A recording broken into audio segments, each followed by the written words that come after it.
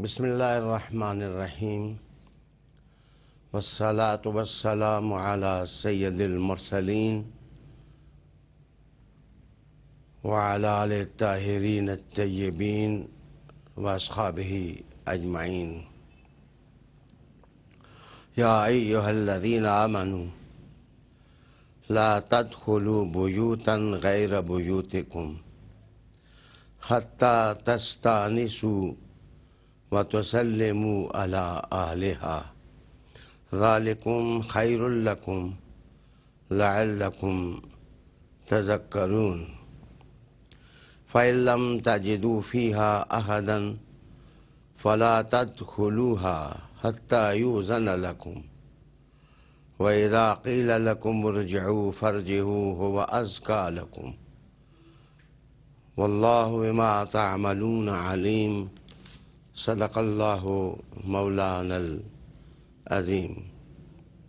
ناظرین، قرآن مجید کا جو حصہ آپ کی سماعتوں پر دستک دے رہا تھا، اس میں معاشرتی آداب مسلمانوں کو سکھائے گئے ہیں۔ مضامین کا اندازہ آیات بینات کا تفسیری پیغام سمجھنے میں محسوس ہوگا۔ ارشاد باری ہے، یا ایہا الذین آمنوا، اے ایمان والو، لا تدخلوا بیوتا غیر بیوتکم، تم اپنے گھروں کے علاوہ کسی اور کے گھر جاؤ تو داخل نہ ہو جب تک کہ تم اجازت نہ لے لو۔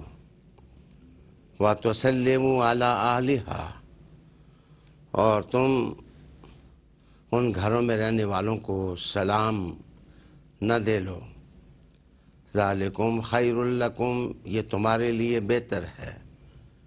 لعلکم تذکرون، یہ راہ ہے جس سے تم نصیحت حاصل کر سکتے ہو۔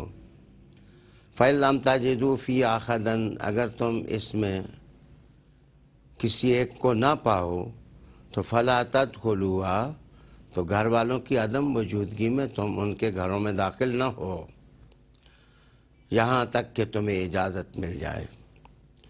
اگر تمہیں یہ کہا جائے کہ واپس چلے جاؤ تو تم واپس ہو جاؤ، تمہارے لیے تزکیہ کا راہ یہی ہے، اور اللہ تعالیٰ جو کچھ تم کرتے ہو اس سے آگاہ ہے۔ ناظرین، قرآن مجید کا یہ حصہ مسلمانوں کو معاشرتی آداب سکھاتا ہے اور لوگوں کی چار دیواری کا تحفظ سکھاتا ہے، اور گھروں کے اندر جو انسان کی آزادی ہوتی ہے اس کا تحفظ معاشرتی آداب کا حصہ بناتا ہے۔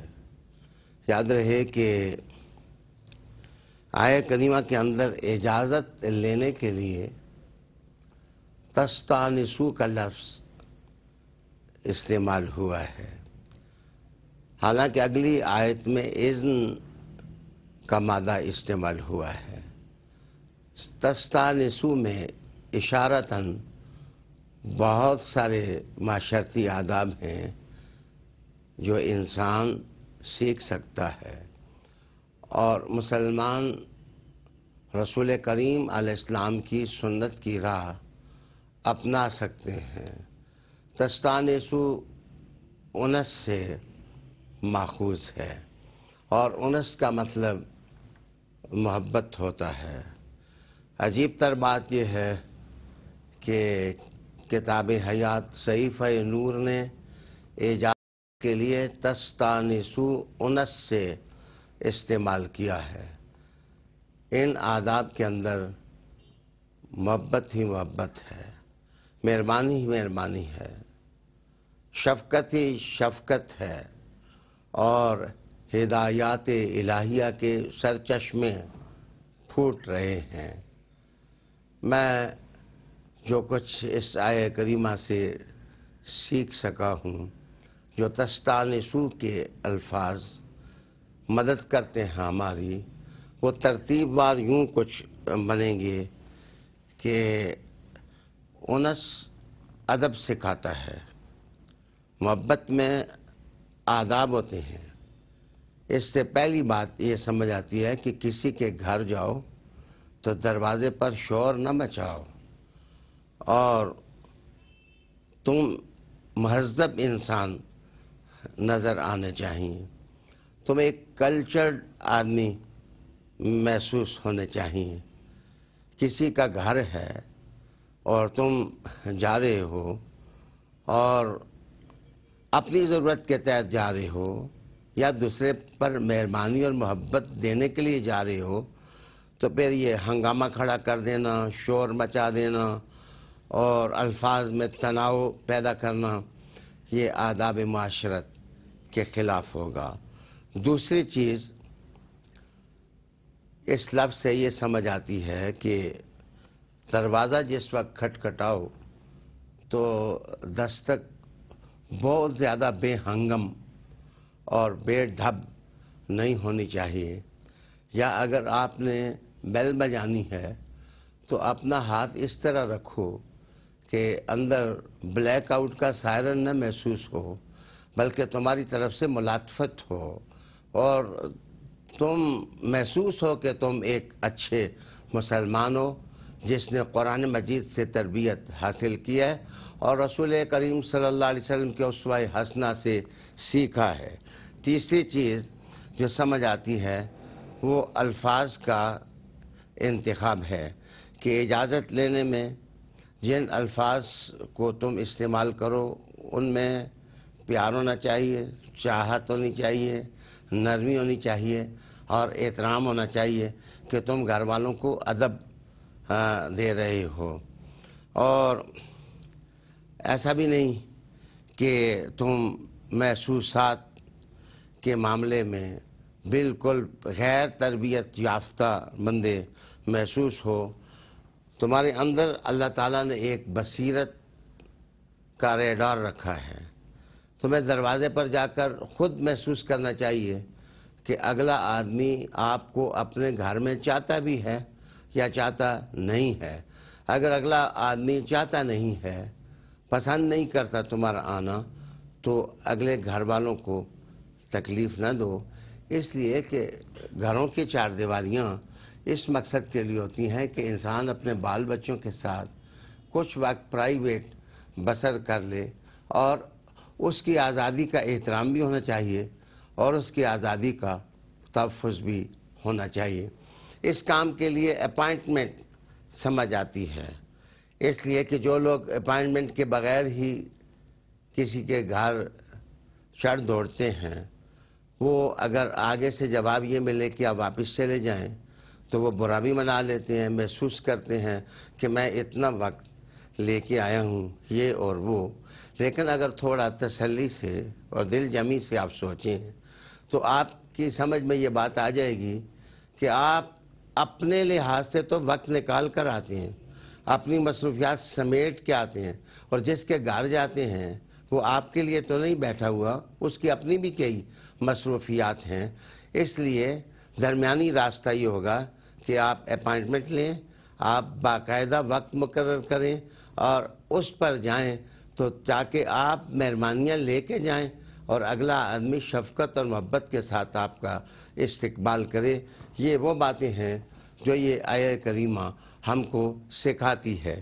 پھر ناظرین، قرآن مجید نے کہا کہ جا کر سلام کرو۔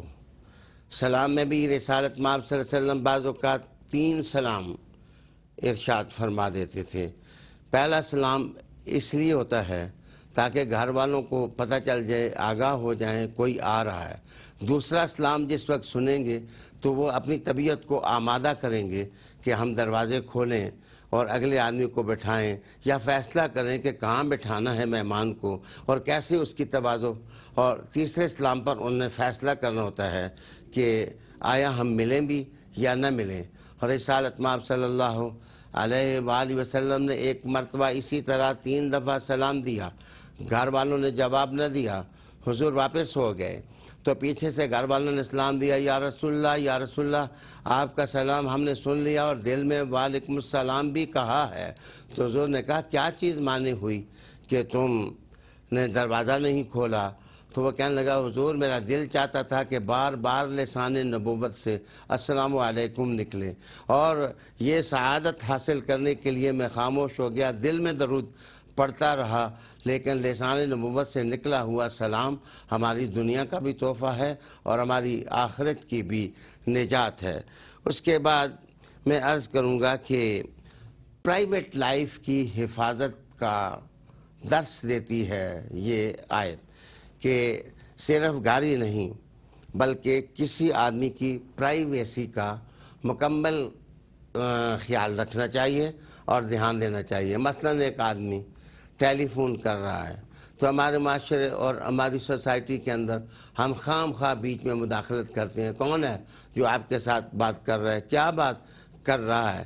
ہم سوچتے نہیں کہ یہ اس کا پرائیویٹ معاملہ ہے اور ہمیں اس میں مداخلت نہیں کرنی چاہیے۔ اور اگر ایک آدمی اپنے بچوں کے ساتھ گفتگو کر رہا ہے تو خام خواہ ٹیلی فون کے اوپر سوار ہو کر بیٹھ جانا یہ بھی دانائی نہیں ہے اور دانش مندی نہیں ہے۔ جس طرح گھروں کی پرائیویسی اس کی حفاظت کا درس قرآن حکیم دیتا ہے اور سورہ نور تلقین کرتی ہے، اسی طرح ہر آدمی کی پرائیویٹ لائف کے جو دوسرے معاملات ہیں، مثلا 2 آدمی سرگوشی کر رہے ہیں، 2 آدمی آپس میں بات کر رہے ہیں، تو تیسرے آدمی کو کیا ضرورت محسوس ہوئی ہے کہ وہ ان میں جا کر مداخلت کرے اور ان کی بات کو ڈسٹرب کرے اور ان کے مذاکرات کو یا مکالمات کو ڈسٹرب کرے۔ کتنی لطیف ہے یہ آیت اور کتنا لطیف درس ہے اس میں جو قرآن حکیم نے دیا، اور رسول اللہ علیہ السلام نے اپنے اسوہ حسنہ سے اس کو قوت دی۔ ایک بار ایک شخص نے رسول کریم علیہ السلام سے پوچھا کہ یا رسول اللہ، کیا میں اپنے ماں کے گھر جاؤں تو کیا میں اپنی ماں کے گھر بھی اجازت لے کے جاؤں، یا جو آداب آپ سکھا رہے ہیں میں ان کو ملحوظ خاطر رکھوں؟ تو رسول کریم علیہ السلام نے حکمت آموز طریقے کے ساتھ اس سے پوچھا کہ کیا تو چاہتا ہے کہ اپنی ماں کو براہنہ اور ننگا دیکھ لے؟ اس نے کہا یا رسول اللہ میں یہ تو نہیں چاہتا۔ تو حضور نے فرمایا کہ تمہیں کیا معلوم ہے کہ تمہاری والدہ گھر کے اندر کس حالت میں ہے، اس لیے اجازت لے کے ماں کا گھر بھی ہو باپ کا گھر بھی ہو تو اس میں اجازت لے کے جانا چاہیے۔ اس طرح حکمت کے ساتھ رسول اللہ علیہ السلام نے پرائیویٹ لائف کے تحفظ کا درس دیا۔ ایک بار حضور صلی اللہ علیہ وآلہ وسلم اپنی نور نظر لخت جگر سیدہ زہرا بطول فاطمہ سلام اللہ علیہا کے گھر تشریف لے گئے۔ محبتوں کی جو مٹھاس اس رشتے میں ہے اور حدیث کے اندر جو ذائقہ ہے بی بی پاک کے لیے احترام کا اور محبت کا، رسول کریم علیہ السلام جس طرح ان کی آمد پر کھڑے ہو جاتے تھے، اندازہ لگایا جا سکتا ہے کہ رسول کریم علیہ السلام کتنا نوازتے تھے۔ لیکن اپنی بیٹی کے گھر بھی جس وقت حضور صلی اللہ علیہ وسلم جاتے تو کواڑ سے آواز دیتے السلام علیکم ورحمۃ اللہ، بیٹی کیا میں اندر آ سکتا ہوں؟ اندر سے بی بی پاک جواب دیتی کیوں نہیں۔ ایک بار اسی طرح کہا کہ میں تو آ رہا ہوں، میرے ساتھ حضرت جابر بھی ہیں۔ تو یہ اشارہ اس طرف تھا کہ اگر ایسے حالات ہوں کہ گھر میں کسی کو بٹھایا نہیں جا سکتا تو انکار کر دے گھر والا۔ رسالت مآب صلی اللہ علیہ وسلم نے اپنے پیارے رشتوں اپنے گھر والوں کے لیے بھی ان آداب کی تلقین نہیں کی بلکہ عملی طور پر ان کا خیال رکھا۔ آگے اس آیت نے ایک حساس مسئلے کو بھی چھوا کہ آپ کسی کے گھر جاتے ہیں اور گھر جا کر کے آپ اجازت چاہتے ہیں، اندر سے گھر والے آپ کو اجازت نہیں دیتے اور کہتے ہیں کہ آپ واپس چلے جائیں، تو قرآن مجید کہتا ہے کہ اس کو برا منانے کی ضرورت نہیں ہے۔ اگر آپ واپس چلے جائیں گے تو یہ تزکیہ سے زیادہ قریب ہے۔